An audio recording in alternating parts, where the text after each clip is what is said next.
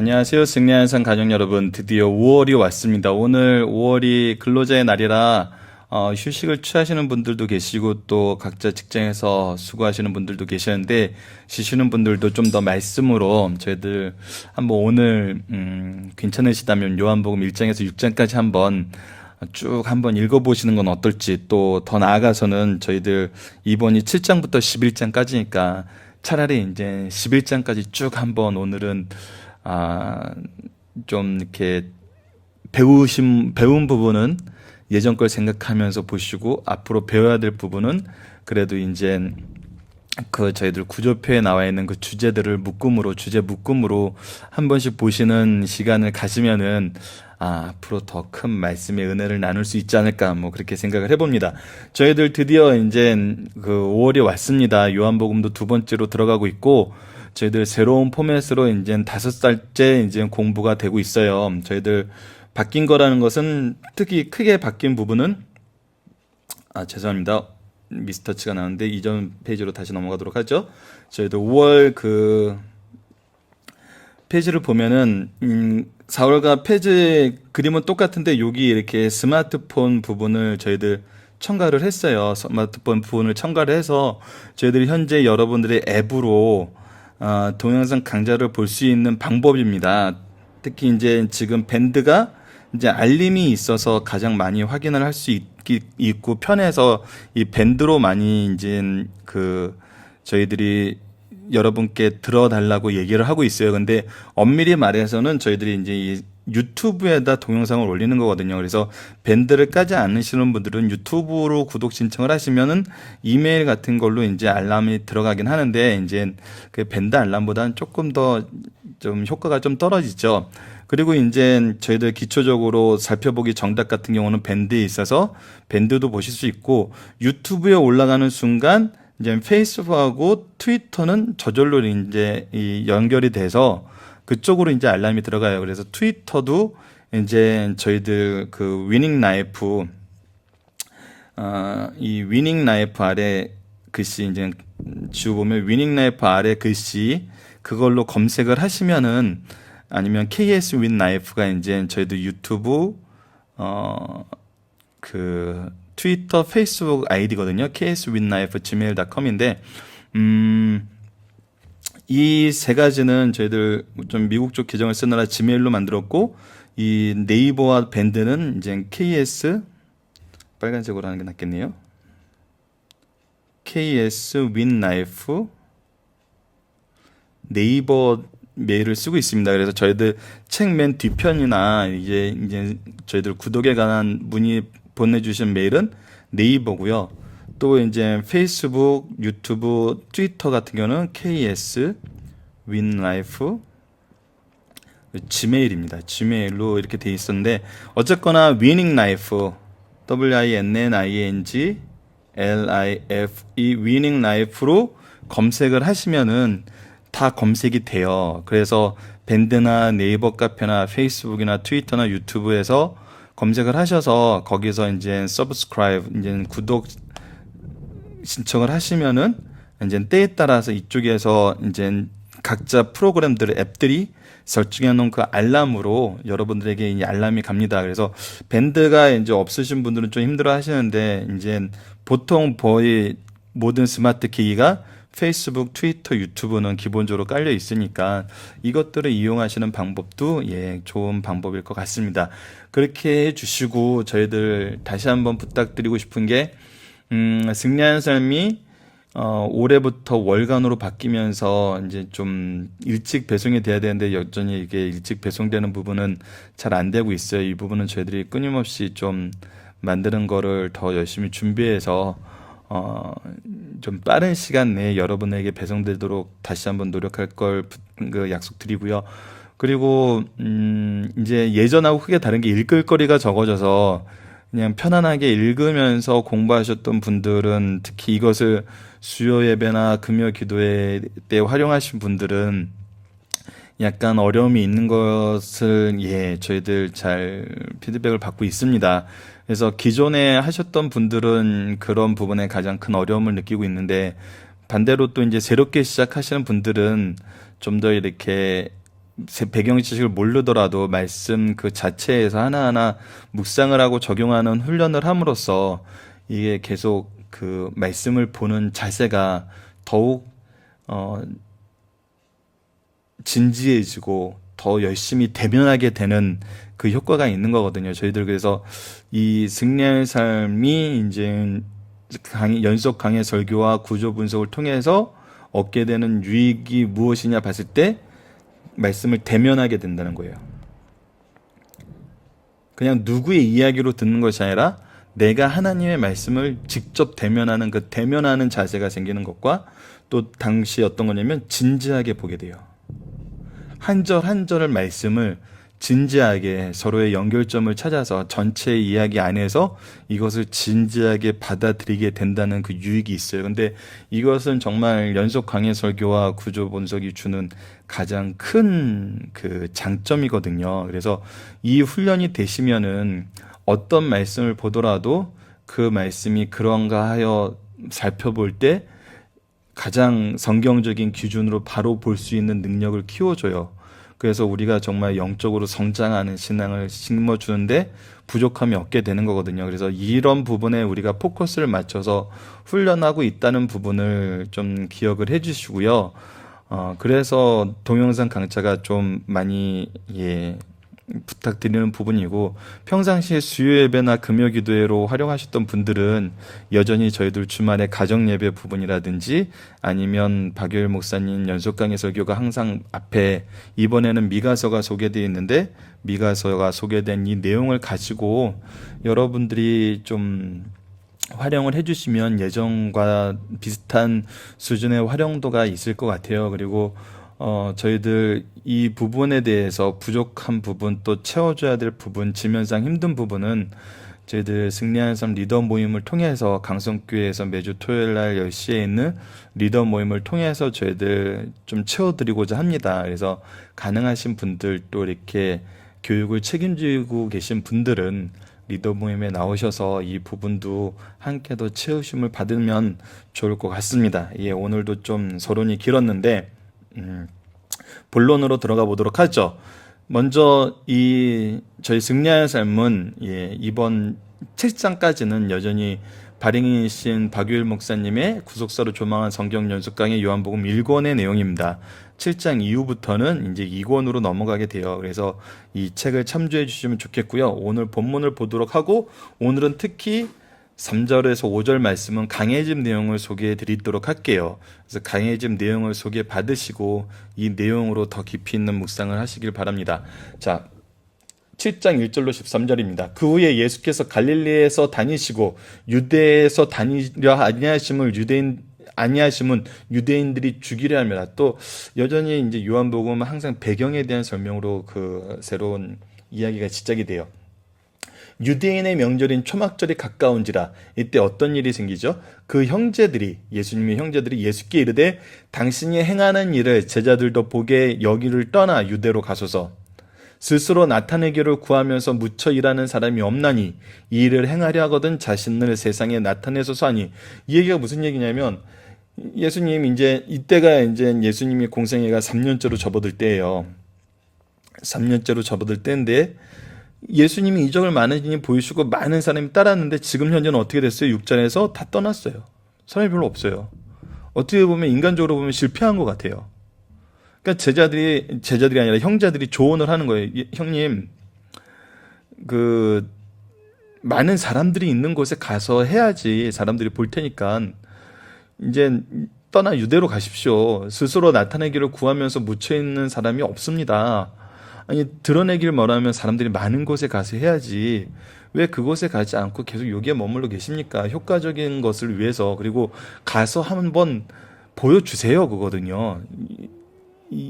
형님이 그동안 보여주면서 많은 사람들이 따라다녔던 그거를 다시 한번 보여주세요. 그러면은 형님 여전히 다시 그 인기를 회복할 수 있어요. 형님 사역에 성공할 수 있어요. 이 조언을 하는 거거든요. 근데 이거에 대한 평가가 뭐냐? 이는 그 형제들까지도 예수를 믿지 아니하면. 자, 이거는 참 좋은 조언 같아요. 아니, 교회를 지으려면 몫이 좋아야 되고 강의를 잘하면 사람들 많은 곳에 가서 강의를 해야지. 왜 이곳에서 그냥 이렇게 계십니까? 좀 효과적인 방법을 쓰세요. 효과적이지 않아요, 지금 하시는 거는. 좀 답답해요. 이 얘기거든요. 근데 이거에 대한 해설은 이는 그 형제들까지 예수를 믿지 않냐면, 이 부분은 이제 저희들 본문 묵상하기에서 박유일 목사님 강해집으로 좀 더 깊이 있게 볼 겁니다. 그러니까 6절에서 예수께서 이르시되 내 때는 아직 이르지 아니하였거니와 너희 때는 늘 준비되어 있느니라. 이러면서 예수님의 사역할 때와 우리들이 사역할 때를 분리해 줘요. 그러면서 뭐라고 얘기하냐면, 세상이 너희를 미워하지 아니하되 나를 미워하나니 이는 내가 세상의 일들을 악하다고 증언함이라. 지금 너희들을 미워하는 것이 아니고 나를 미워하게 되는데, 내가 이들을 미워한 거는 악한 것을 증언하기 때문이야. 그들이 악한 것이 드러나기 때문이야. 당연하죠. 예수님은 하늘의 것을 얘기하고 회개해야 될 부분에 대해서 드러나게 하세요. 그것이 율법의 기능이었어요. 근데 이들은 율법의 기능이 잃어버린, 율법의 기능이 사라진 영광만 구하고 있어요. 그러니까 사람들이 싫어하죠. 너희는 명절에 올라가라. 내 때가 아직 차지 못했으니 나는 이 명절에 아직 올라가지 아니하노라. 그래서 먼저 보내요. 그리고 이 말씀을 하시고 갈릴리에 머물러 계시니라. 그러면서 이제 나머지는 전부 배경적인 설명이죠. 그 형제들이 명절에 올라간 후에 자기도 올라가시되 나타내지 않고 은밀히 가시니라. 아직은 드러내지 않아요. 명절 중에 유대인들이 예수를 찾으면서 그게 어디 있느냐 하고 예수에 대하여 무리 중에 수군거림이 많아. 어떤 사람은 좋은 사람이라며 어떤 사람은 아니라 무리를 미혹한다나. 그러나 유대인들을 두려함으로 드러나게 그에 대해서 말하는 자가 없더라. 찾긴 찾아요. 여전히 그의 임팩트는 강해요. 하지만 찾는 이유가 자기 기준에서 보기 때문에 좋다고 하는 사람도 있고 나쁘다고 하는 사람도 있고 아주 미혹하는 괴수라고 얘기하는 사람들도 있어요. 근데 그것을 오픈해서 얘기를 못해요. 왜냐하면 그에 대해서 관심만 갖는 것으로도 어떻게 해요? 유대인들이 죽이려 하고 있어요. 그래서 같이 잡혀갈까 봐. 그러니까 이 당시의 사회상을 보여주는 거예요. 이 당시의 사회상은 정말 이 요즘 말하는 소위 언론에 재미있는 게 없던 거죠. 근데 그 드러내 말하는 것도 사실은 자기 입장, 자기 기준이거든요. 이런 말은 엄밀히 말하서는 오히려 드러내서 나타나지 않는 것이 좋아요. 오히려 예수님에 대해서 예수님을 바로 발견하는 게 좋은데 잘못 생각하고 잘못 인식하고 있는 걸 바꾸는 걸 너무 힘들어요. 그래서 차라리 어떻게 보면은 잘못된 것이 들어가는 것보다는 지금 현재 바른 것이 들어갈 때까지 정말 기다릴 수 있는 것이 더 나은 것 같아요. 자, 그러면 오늘은 이 뒤에 배경이 중심이 아니라 배경이 이제 다음 주에 나오는 말씀을 통해서 예수님의 그 증언과 함께 더불어 살펴볼 거고요. 오늘은 이제 형제들과의 사이에서 나타난 거예요. 자, 3절에 나타난 예수님의 형제들의 반응과 이 반응에 대한 5절의 해설을 통해 우리가 주의해야 할 때 주의해야 될 점이 무엇인가. 자, 3절부터 5절 말씀을 다시 보겠습니다. 그 형제들이 예수께 이르되 당신이 행하는 일을 제자들도 보게 여기를 떠나 유대로 갔어요. 예수님, 많은 제자가 있는데 좀 떠났어요. 다시 돌아오지 않는다고 말씀을 적었는데, 그래도 그들이 아직은 형님에 대해서 그래서 좋게 생각할 거예요. 그럼 이제 어떻게 해야 돼요? 초막절이 가까워서 사람들이 많이 모이기 시작하니까 사람이 많은 유대로 가세요. 가서 거기서 다시 한번 기적을 베푸세요. 그러면 어떻게 해요? 예수님은 이제 드러날 거예요. 드러나서 사람들한테 인정받을 거예요. 그렇게 조언을 하는 거예요. 이는 어떻게 보면 발전이에요. 그 4장에서 보면은 선지자가 고향에서 높임을 받지 못한다면서 가족들에겐 더 이렇게 인정을 받지 못하는데, 이거 일반적으로도 알잖아요. 우리가 가족들 안에서 내가 사회적으로 이제 인정받는 그 상황에 놓이게 되면 사회에서 나를 높이는 사람들보다 가정에 있는 사람들은 그렇게 높이지 않아요. 사랑은 하는데 그렇게 높게 보이진 않아요. 영광스럽게 보이진 않아요. 근데 형제들도 그거예요. 아, 우리 형님 훌륭한 건 알겠는데 우리 형님 좀 어렸을 때부터 좀 이런 부분이 있었던 것 같아. 이런 부분 좀 고쳐줬으면 좋겠어. 그러면서 이 가족들로서 이제 얘기를 하는 거예요. 근데 그거에 대한 평가는 이는 그 형제들까지도 예수님을 믿지 아니함이라고 얘기했어요. 왜 그랬을까요? 이제 강의 집에 나타나 있는 목사님의 설명을 보도록 할게요. 자, 배경 설명을 먼저 해줘요. 시기적으로 예수님의 공생의 기간은 3년 차에 접어들었어요. 처음 예수께서 집에 나가서 사역을 시작할 때 그의 형제들은 반대를 많이 했지만 이제 기반이 조금 잡혔어요. 왜냐하면 예수님을 한때 많은 사람들이 따랐거든요. 보고 있거든요. 근데 생명의 떡이라는 설교를 하자 임금서려는 백성들의 열기도 사라지고 따르던 제자들까지 떠나요. 이를 안타깝게 생각해요. 그리고 때마침 초막절이 오자 형님에게 승부수를 던지도록 강요를 해요. 자, 3절 봅시다. 그 형제들이 예수께 이르되 당신의 행하는 일을 제자들도 보게 여기를 떠나 유대로 가소서. 자, 이 목사님의 강해진 내용 그대로입니다. 형님, 모두가 형님을 잘못 알고 있어도 우리 형제들 야고보, 요셉, 시몬, 유다, 마태복음 13장 55절과 마가복음 6장 3절은 이 형제들의 이름이 있어요. 예수님을 알고 있어요. 형님을 알고 있어요.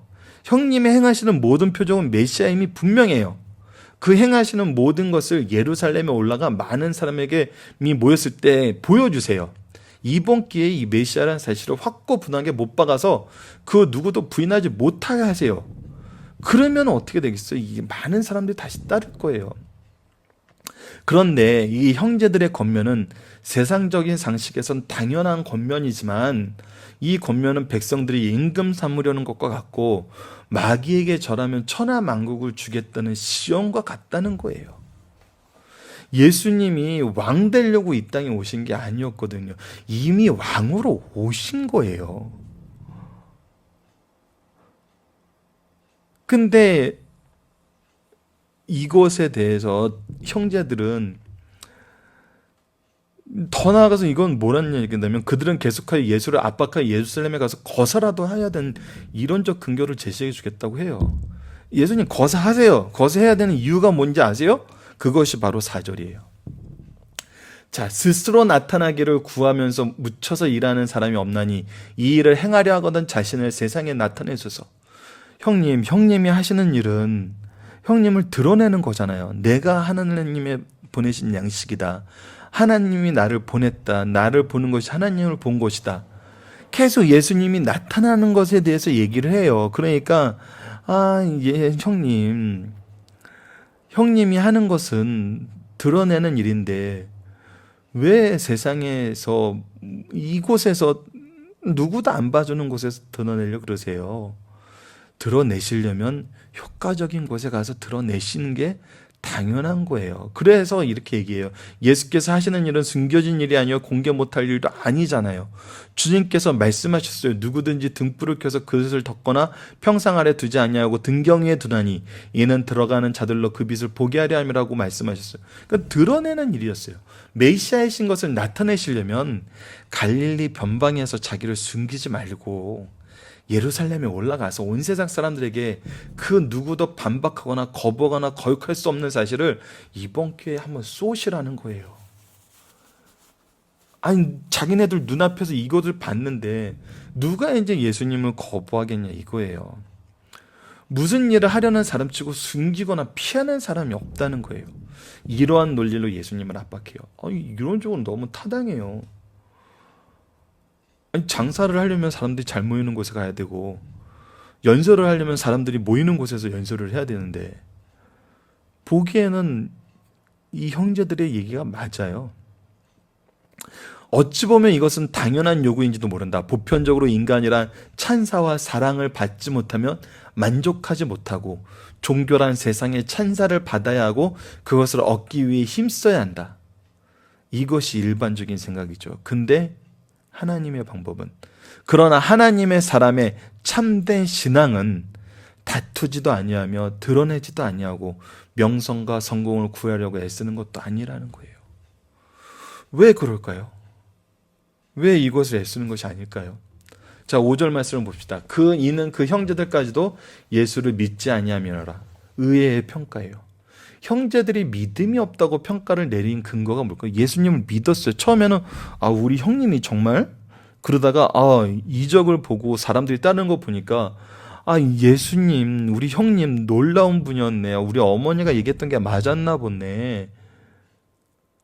그리고 나서 조언을 했던 거거든요. 그러니까 그거는 믿었다고 봐야 되는 거 아닐까요? 자, 목사님 설명해 봅시다. 그들은 예수님의 능력을 불신하지 않았어요. 능력을 믿었기에 그것을 많은 사람 앞에서 중앙 정치 무대에서 행하라고 하였던 거예요. 메시아성을 거부한 것도 아니에요. 능력과 메시아성을 믿었어요. 어머니 마리아를 통해 예수님의 출생 과정과 성장 과정을 들었고 그들 눈으로 확인했어요. 역사적으로 기다리던 메시아가 다윗의 왕가인 자신들을 통해서 오셨고, 왜냐하면 우리가 다윗의 후손인 걸 족보를 통해서 알거든요. 그가 이스라엘의 회복자라고 굳게 믿었어요. 그렇기 때문에 공생애를 시작하시고 2년 반이 지났으니 형님 일을 이루신 데 이제 빠르지 않고 오히려 늦었다고 생각한 거예요. 생각해 보세요. 동생들의 건의사항이 무엇이 잘못된 거죠? 한국교회 신앙의 주류인 능력 주시는 자 안에서 모든 것을 할 수 있다는 신앙과 삼박자, 오박자, 축복을 믿는 신앙에서 비하면 무엇이 잘못됐기에 믿지 않는 것으로 간주했는지 알 수가 없어요. 근데 단 한 가지 여기에 부족한 것이 있었다는 거예요. 그것이 뭐였냐면 십자가, 고난 없는 영광이었다는 거예요. 십자가 없는 메시아는 성경이 가르친 메시아가 아니라는 거예요. 즉 능력도 믿었어요. 메시아성도 믿었어요. 근데 메시아가 무엇을 하러 오셨는지는 모르는 거예요. 이 차이는 굉장히 커요. 우리가 말씀의 능력도 알아요. 말씀이 주시는 은혜도 알아요. 근데 이 말씀이 왜 주셨는지, 일세 말씀이 왜 우리에게 주어졌는지 그거를 모르면 그 평가는 뭐예요? 믿지 않는다는 거예요. 이것을 우리가 오늘 말씀에서 잘 경험하셔야 됩니다. 예를 들어 본 말씀이 있습니다. 마태복음 4장 1절에서 11절 말씀을 이 돌들로 떡덩이가 되라 하라 성전 꼭대기에서 뛰어내려 할 때 그것을 시행하면 당장 인기는 높아지고 위대해 보이고 성공할 줄은 보였을 거예요. 그러나 예수께서는 주 너의 하나님을 시험하지 말라 하셨어요. 돌아서면 힘이 없고 연약해 보이지만 뛰어내리는 종교적 허영은 신앙이 아니라는 거예요. 기독교는 십자가와 부활의 종교라는 거예요. 십자가 없는 영광은 진실로 결코 분명히 바른 신앙이 아니라는 거예요. 그것을 부추기거나 가르치는 행위는 사탄의 도구가 되어 신앙을 세속화, 사업화, 이기적으로 변질시킨다는 것이에요. 우리가 지금 교회에서 원하는 게 뭐예요? 예수님의 능력을 믿어요. 예수님이 메시아라는 것도 믿어요. 하지만 그 메시아가 무엇을 해주길 원해요? 우리를 영광스럽게 하고 우리를 부하게 해주길 원해요. 십자가가 없어요. 부활이 없어요. 회복이 없어요. 회개가 없어요. 영생이 없어요. 믿지 않는 거라는 거예요. 우리 교회가 크길 원하고 우리 교회 시스템이 좋아지길 원하고 우리 교회에서 내가 높임을 받길 원해요. 그러면 안 된다는 거죠. 여기서 무엇을 깨닫게 되죠? 예수의 형제들은 예수 그리스도를 잘 알고 있었고 그 교훈과 복음에도 친숙했어요. 그래도 바로 믿지 못하였고 십자가 지시는 데 힘이 되기보다는 짐이 되었어요. 형제일지라도 하나님께서 열어주지 않으면 인간 자체는 영적으로 무능력하다는 걸 가르쳐주세요. 3절로 5절 말씀의 교훈입니다. 형제들까지도 예수를 믿지 아니함이라는 말씀을 기억하여 목사라도 장로라도 집사라도 교사라도 내가 말씀 리더라도 예수를 바로 믿지 못하고 있더라는 평가를 받을 수 있다는 걸 기억하고 늘 주의해야 돼요.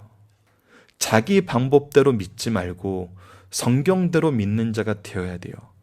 한 가지 부족함으로 불신의 평가를 받지 않도록 예수님이 왜 오셨는지, 말씀이 우리에게 왜 주어졌는지, 말씀은 알아요. 말씀이 주시는 은혜는 알아요. 근데 왜 주셨는지 모르면은 이거 하나인데 불신자로 평가받을 수 있기 때문에 이것을 주의하고 우리의 신앙에 결정적 흠이 없나 살펴보고 바른 믿음의 소유자라는 평가를 받을 수 있는 성도가 되어야 되겠습니다. 자, 오늘의 중심 사상을 보도록 하겠습니다. 가버나움에서 생명의 떡에 대한 길 설교가 있었어요. 7장에서 11장까지는 무리를 먹이신 두 번째 유월절부터 세 번째 유월절까지 내용이에요. 주님이 지상에서 맞으시는 마지막 유월절 엿새전이 이제 요한복음 시즈방부터 시작하는데 1년간의 사건을 기억하고 있어요. 그러니까 그 7절부터 7장부터 11절 이 내용은 이 1년여간의 사건을 기억하고 있어요. 마지막 1년 두 절기인 초막절 사건이 7장 2절이고 수전절이 10장 22절이에요. 이 6장 사건은 6월절이요, 7장은 초막절이에요. 그러므로 6장과 7장은 시간적으로 6개월의 차이를 가지고 있어요. 위의 내용을 설명했듯이 11장까지의 내용이 다음에 6월절 이전까지의 사건을 기록하고 있으니 10장에서 11절까지는 6개월간 일어난 거예요. 그래서 12장은 수전절 이후 6월절 안식일에 일어난 거예요. 그래서 6장에서 7장은 시간적으로 바로 6월절과 이 초막절 사이의 간격의 시간의 흐름이 있다는 거예요. 답답한 거죠. 6개월 동안 제자들이 떠났는데도 그걸 회복하려고 그러지 않으니까. 7장의 내용은 다음과 같아요. 1절 9절은 예수님의 형제들과 사역 방법에 대한 의견 충돌이 일어나요.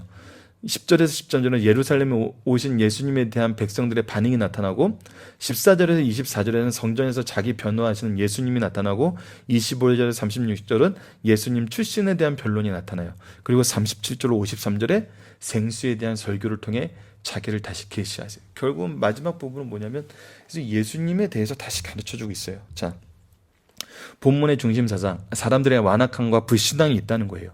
본문의 말씀은 사람들이 신앙적으로 얼마나 완악한지 보여주고 있어요. 예수님과 같은 완전한 분과 한 가정에 살면서도 그의 형제들은 믿지 못했어요. 이는 성령께서 인간을 보호해 주시고 회심케 하는 은혜가 없이는 그 누구도 주를 그리스도라고 고백할 수 없다는 사실을 가르쳐줘요. 고린도전서 12장 3절을 볼까요? 그러므로 내가 너희에게 알리노니 하나님의 영으로 말하는 자는 누구든지 예수를 저주할 자라 하지 아니하고 또 성령으로 아니하고는 누구든지 예수를 주시라 할 수 없느니라. 성령으로 하지 않고는 주시라 할 수 없어요. 오늘도 우리의 가족, 형제, 자매들이 신앙을 멸시하는 것 때문에 낙담하게 돼요. 예수님의 형제들도 그랬으니까. 그런데 나의 범죄로 인하여 가족이 신앙을 받아들이지 못하는 것이 아니라면 주님께서도 같은 고난을 당하셨음을 기억하고 위로를 받아야 돼요. 내가 악해서 내가 잘못해서 형제들이 야, 난 너 같은 놈이 기독교에 있는 건 도저히 받아들일 수가 없어. 야, 네가 어떻게 교회에서 장로가 되고 집사가 되고 목사가 되고 어떻게 그럴 수가 있어? 네가 어떻게 목사라면서 그럴 수 있어? 난 그래서 너 때문에 못 믿겠어. 이런 것은 우리가 회개하고 정말 하나님 앞에 철저하게 무릎 꿇어야 돼요. 우리에게 맡겨준 영혼은 우리가 시험에 들게 하는 거거든요. 그런데 그것이 아니라면 낙담하지 말아야 돼요. 왜요? 주님의 형제들도 결국 믿고 들어왔어요. 사도행전 1장 14절을 볼까요? 여자들과 예수의 어머니 마리아와 예수의 아우들과 더불어 마음을 같이하여 오로지 기도하기 힘쓰니라. 마가의 다락방에서 함께 기도했어요. 예수님의 형제들이. 우리 가족들도 돌아올 것을 믿게 하는 말씀이에요. 하나님은 미리 예정해 놨어요. 근데 그 예정의 가장 확실한 확증이 뭘까요? 나에게 믿게 하신 하나님이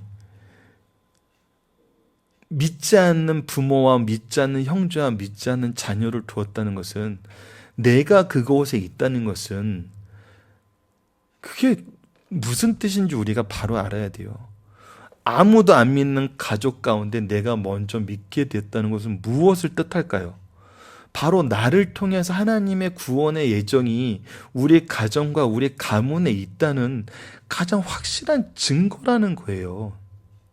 이것이 내가 핍박받고 내가 고난받고 내가 한탄해야 될 환경이 아니라 이것은 나의 가정을 구원하기 위한 하나님의 예정이 있다는 가장 확실한 증거로 볼 수 있다는 거죠. 그래서 우리는 말씀을 끝까지 전달할 수 있고 말씀을 끝까지 제안할 수 있는 거거든요.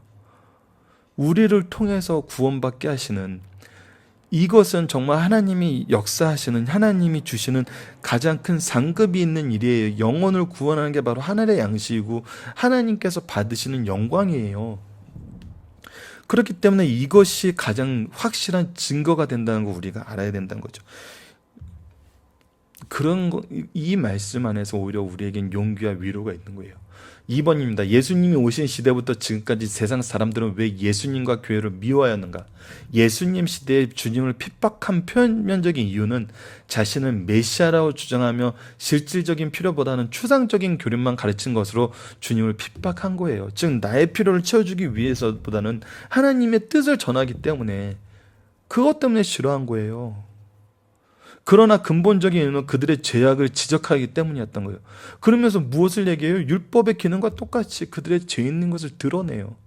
그 죄의 용서함을 하늘의 양식인 예수님을 통해서만 이루어질 수 있다는 그 방법을 가르쳐줘요.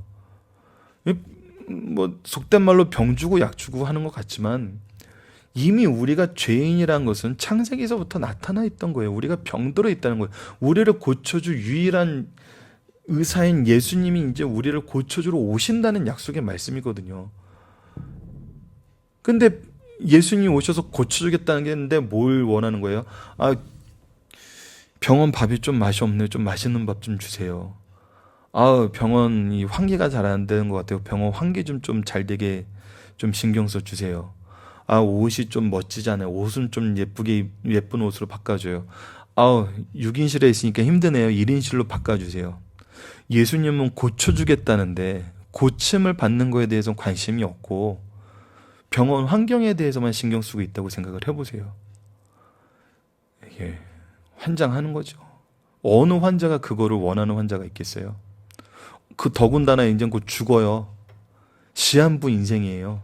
근데 시한부 인생인 걸 예수님이 고쳐주고 왔다는데 아, 괜찮아요. 저는 병원 밥이 맛있으면 좋아요. 아, 병원 좀 공기만 좀 환기 잘 되면 좋아요. 아, 1인실로 옮기면 저는 원할 건 이제 없어요. 이렇게 얘기할 수 있는 사람이 어디 있겠다는 거예요. 그런데 사람들은 그래왔다는 거예요. 그래서 예수님을 싫어한다는 거예요. 네가 환자라는 걸 얘기를 해주는데 병원에 입원해 있으면서도 환자라는 거를 얘기하면 그게 너무 싫은 거예요. 그 병 고침을 받아야 되는데 병에 대해서 얘기하면 너무 싫은 거예요. 자, 기독교는 언제나 바른 삶을 살아가면서 주변 역사적 상황 속에서 악한 면을 지적해 주었어요. 또 죄악된 세상에 기독교가 계란 축복만 전하지 않고 죄악의 결과는 심판이라고 가르치기 때문에 싫어할 뿐 아니라 미움까지도 받았어요. 이러한 교훈과 동시에 죄악된 세상은 심판보다는 축복을 선언하면 좋아하고 이럴 때 많은 사람들에게 인기와 존경을 받아 성공하게 된다는 사실을 가르쳐줘요. 병원에 사람 많아지면 좋은 거죠. 병원은. 그런 관점인 거죠. 안타깝죠. 자, 마지막 3번입니다. 복음을 접한 사람들은 의견 차이와 분열이 일어나요. 자, 예수가 나타날 때 복음이 전파될 때 끝없는 의견의 차이와 분열이 일어나고 있어요. 어떤 이들은 공개적으로 증언하고 어떤 이들은 편견에 사로잡혀 비난해요. 그러나 소수의 충성스러운 자들은 믿음을 받아들여요. 그래서 복음이 전파돼야 되는 거예요. 그 중에서도 담대히 신앙을 고백하는 사람이 있는가 하면 소심하여 사람들이 두려워 말하지 못한 자들도 있어요. 이는 예수님이 말씀하셨고 시므온이 예언한 거예요. 그 부분을 볼까요? 마태복음 10장 34절 내가 세상에 화평을 주러 온 줄로 생각하지 말라. 나는 화평이 아니요 검을 주러 왔습니다. 오히려 다툼이 일어나요. 분열이 일어나요. 왜요? 말씀을 받아들인 자와 받아들이지 않는 자가 항상 공존하니까요. 누가복음 2장 34절 35절 시므온이 그들에게 축복하고 그의 어머니 마리아에게 말하되 보라 이는 이스라엘 중 많은 사람들을 폐하거나 흥하게 하며 비방을 받는 표적이 되기 위하여 세움을 받았고 또 칼이 내 마음을 찌르듯하리니 이는 여러 사람의 마음의 생각을 드러내려 함이라. 시므온은 이미 이 부분에 대해서 영적인 메시아를 기다리면서 메시아를 만나자 이렇게 예언을 했어요. 우리는 예수님의 말씀에 귀를 기울이고 그를 믿고 신앙을 고백한 소수의 편에 속할 것을 부끄러워해서는 안 돼요. 우리가 작은 것이 우리의 부끄러움이 아니라 우리의 강함됨을 우리는 알아요. 하나님께서 역사하시기 때문에. 마지막 날에는 우리가 지혜롭게 선택하였다는 것과 아무것도 상실할 것이 없을 뿐 아니라 시들지 않는 생명 영관의 면류관을 쓰게 될 것을 확인하게 될 것이라는 거예요. 이것이 바로 성경이 우리에게 약속해 주는 내용입니다. 자, 다 같이 그 말씀을 기초로 기도하기를 통해서 마치도록 하겠습니다.